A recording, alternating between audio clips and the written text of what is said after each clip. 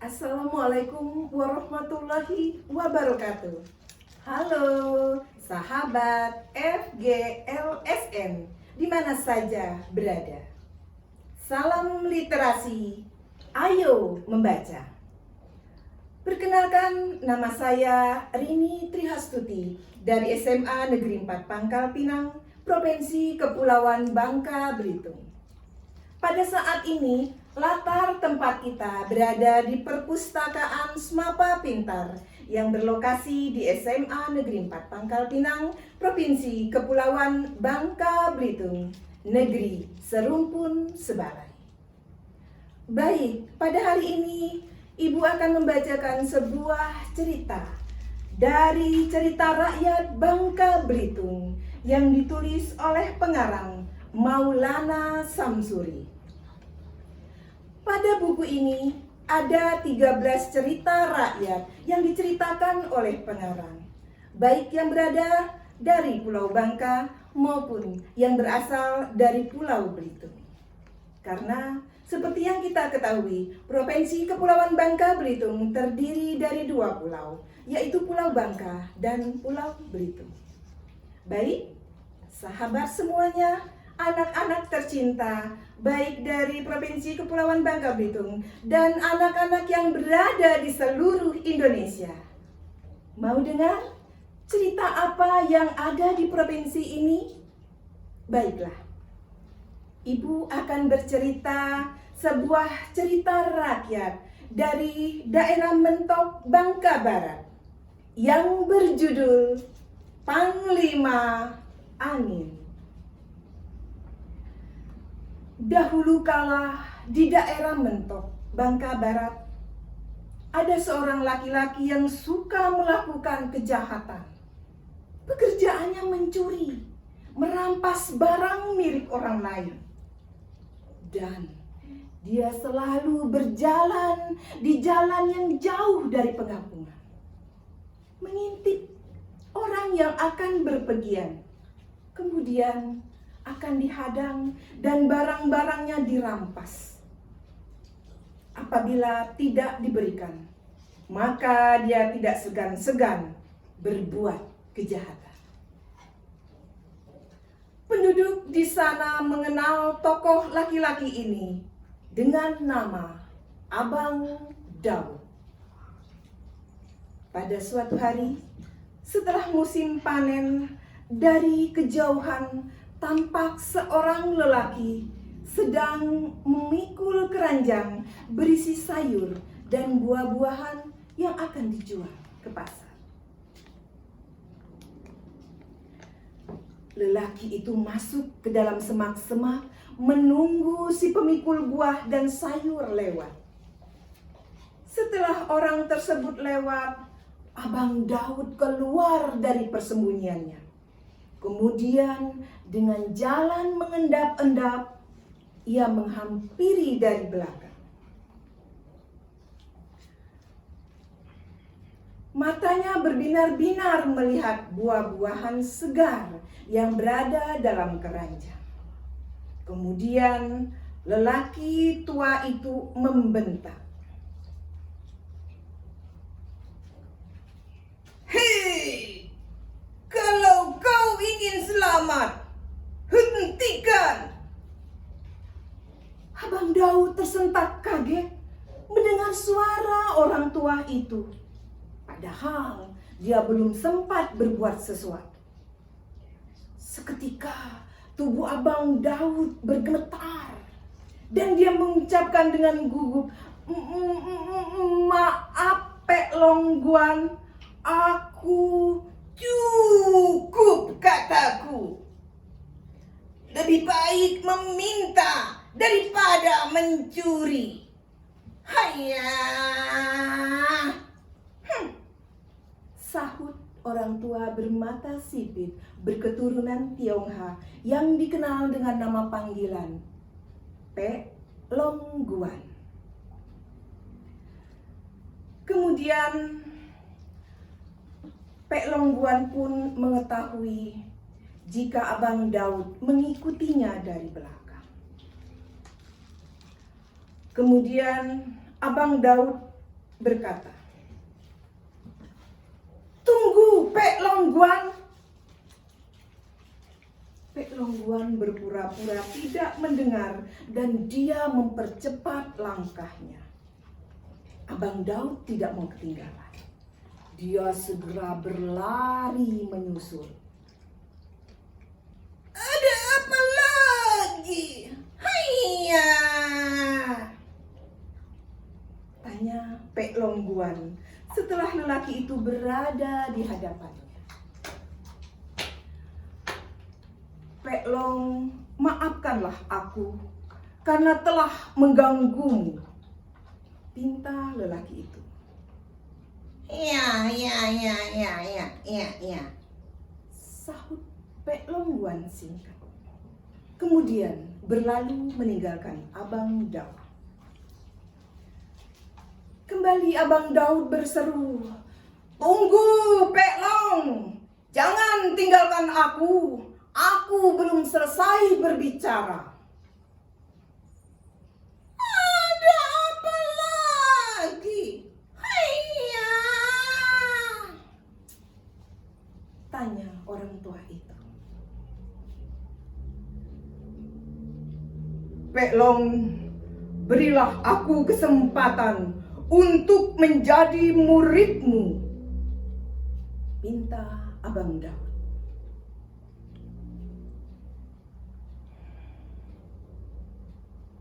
"Haiya, kenapa lo ulang tiba-tiba ingin menjadi muridku? Haiya!" tanya lelaki tua itu keheranan. Abang Daud tidak lekas menjawab dan tampak kebingungan. Pek Long segera melanjutkan perjalanan tanpa menunggu jawaban. Singkat cerita, akhirnya Pek Longguan menerima Abang Daud sebagai muridnya setelah ia melihat bagaimana kegigihan Abang Daud untuk belajar ilmu bela diri kepada Pek Longguan. "Baiklah, datanglah besok pagi-pagi ke rumah ai. Haiya!"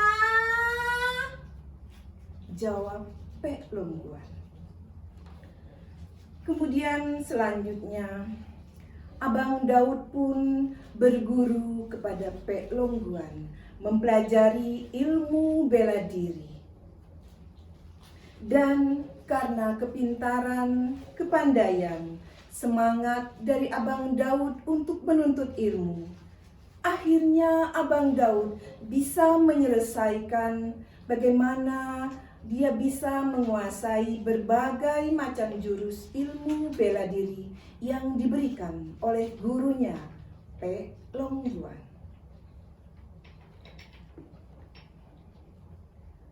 Pada suatu hari, ia menghadap sang guru untuk menyampaikan hasratnya. Pek Longguan menyambut gembira ketika Abang Daud menyampaikan keinginannya untuk pergi merantau ke tanah Melayu untuk merubah nasibnya. "Ayah, Oe sangat mendukung jika engkau mempunyai niat untuk merubah nasib. Tetapi negeri mana yang hendak kau tuju?"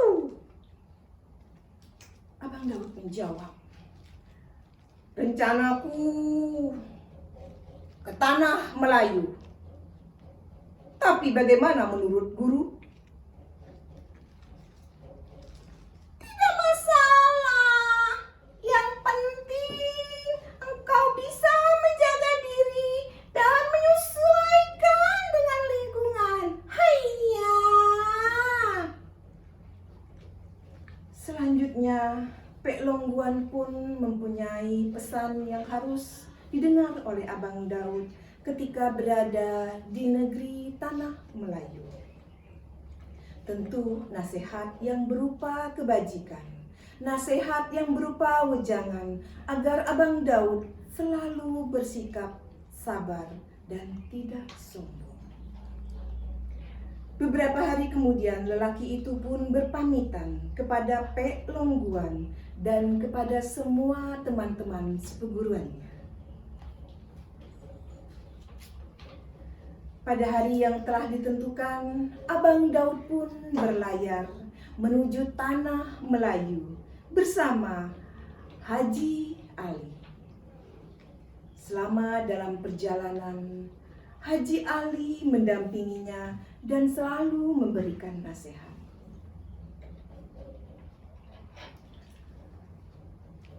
Apabila engkau berada di tanah Melayu, maka pandai-pandailah menyesuaikan diri.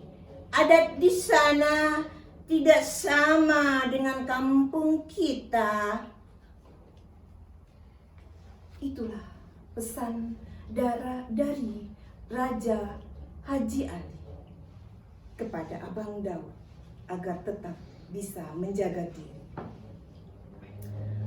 Sampailah akhirnya Abang Daud ke tanah Melayu di sebuah kerajaan Palembang. Pada saat mereka menginjakkan kaki di pelabuhan, terdengar kokok ayam jantan 3 kali berturut-turut. Dan tanpa sadar, Abang Daud menirukan. Kukuruyuk, kukuruyuk, kukuruyuk. Abang Daud tidak menyadari bahwa ia telah melanggar adat istiadat di negeri orang. Seorang prajurit kerajaan Palembang yang sedang berjaga di pelabuhan mendengar suara Abang Daud yang menirukan suara kokok ayam. Prajurit tersebut menangkap dan menghadap kepada Baginda Raja. Tentu Baginda Raja sangat murka mendengar laporan sang prajurit. Dan Baginda Raja pun memerintahkan untuk menangkap Abang Daud. Singkat cerita, sampailah Abang Daud di kerajaan Palembang. Sesampainya di hadapan raja, lelaki itu diperintahkan dan bersimpuh memberi hormat. Kemudian Baginda Raja bertanya dengan kasar, "Hei orang asing, siapakah kau dan dari mana asalmu?" "Hamba seorang penggembara yang berasal dari Mentok dan orang-orang biasa memanggilku Abang Daud," jawabnya. "Pantas saja kau tidak tahu aturan. Ketahuilah kau telah melanggar adat negeri ini." Abang Daud menjawab, "Ampun Tuan Raja, hamba tidak tahu dengan adat yang berlaku di negeri ini." Kemudian raja akan mengampuni permohonan maaf Abang Daud, tapi dengan satu syarat. Ia harus bertanding melawan Panglima Kerajaan Palembang. Tentu Panglima yang gagah perkasa. Pada hari yang telah ditentukan, Abang Daud datang menepati janjinya. Ia menghadap raja dengan didampingi Haji Ali dan beberapa orang warga Mentok. Sementara di istana telah menunggu Raja Palembang dan Panglima Kerajaan Palembang yang akan menantang Raja Daud. "Sombong benar kau, senjata apa yang kau gunakan? Tanya Baginda. Inilah senjata hamba, jawabnya sambil menunjukkan sebuah taji ayam jantan.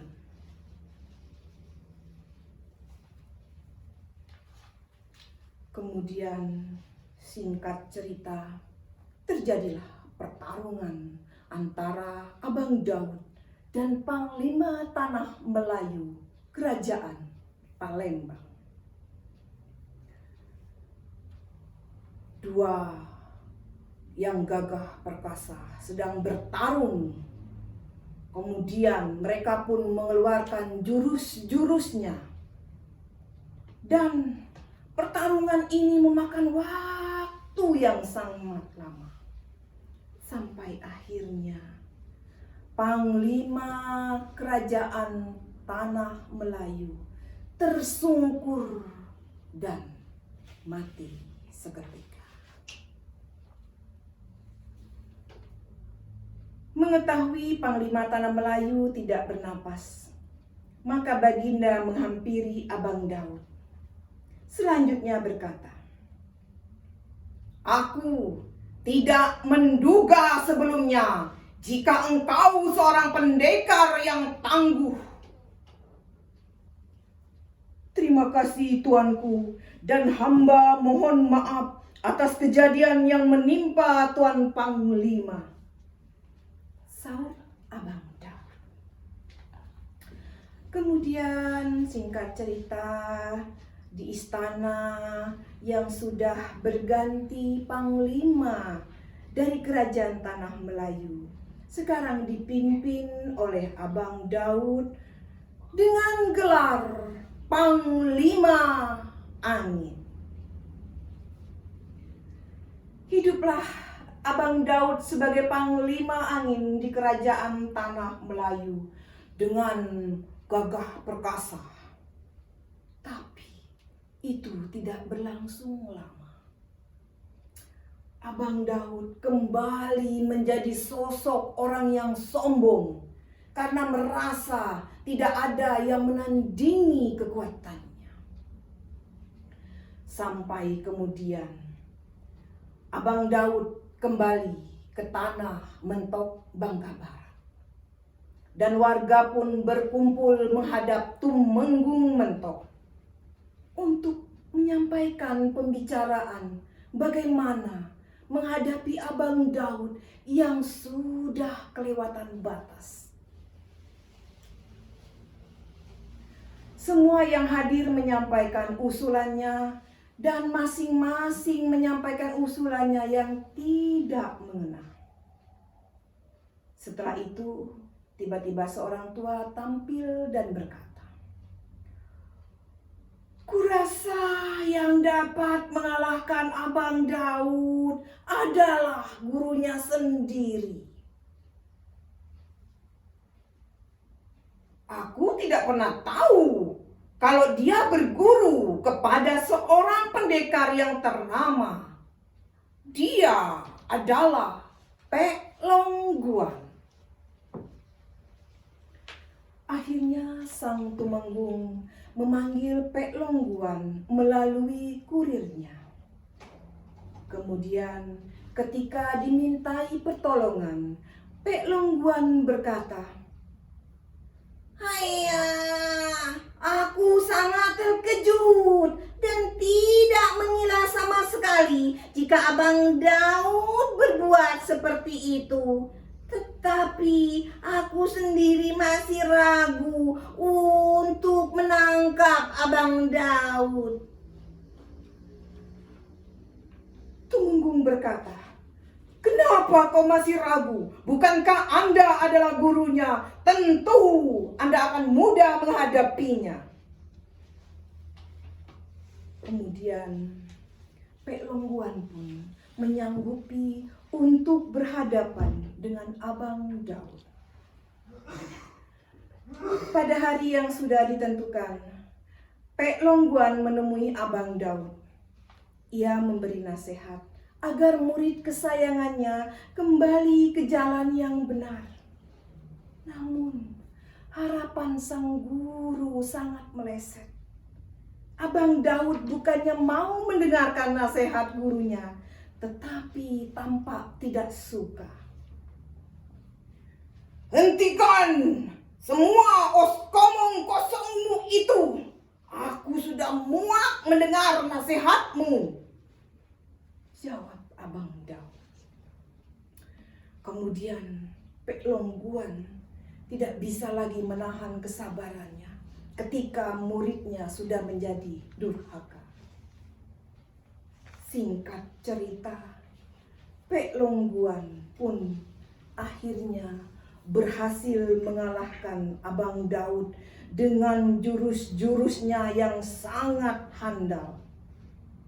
Sedangkan Abang Daud tidak menyadari jika dirinya sedang dipermainkan. Dia terus menyerang dengan berbagai jurus yang pernah dipelajari. Dalam keadaan bernafsu, lelaki itu menjadi lepas kontrol.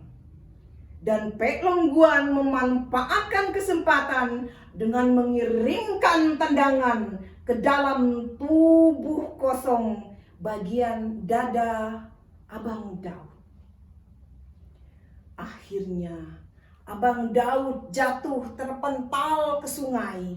Kemudian ia tenggelam karena tidak bisa berenang. Murid durhaka itu pun menemui ajalnya di dasar sungai. Demikianlah legenda Panglima Angin dari Pulau Bangka, Belitung, yang kemudian makam dari Panglima Angin ini ditemukan di daerah Nibung, wilayah Mentok. Nah, adik-adik, anak-anak ibu semua, apa sih pesan moral dari cerita ini? Sudah mendengarkan cerita ibu? Nah, tentu pesan moral yang disampaikan ini agar anak-anak ibu semua di mana saja kalian berada tidak boleh melupakan jasa bapak dan ibu guru.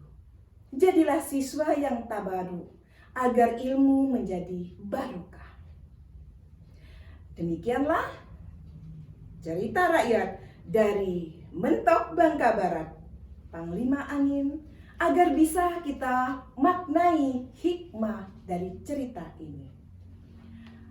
Sebelum ibu akhiri, jangan lupa untuk anak-anak ibu semua, kalau suka dengan cerita ibu, jangan lupa untuk like, kemudian komen, dan subscribe di channel ini. Oke, baiklah, terima kasih semua sahabat guru FGLSN di mana saja berada. Salam literasi, ayo membaca. Wassalamualaikum warahmatullahi wabarakatuh.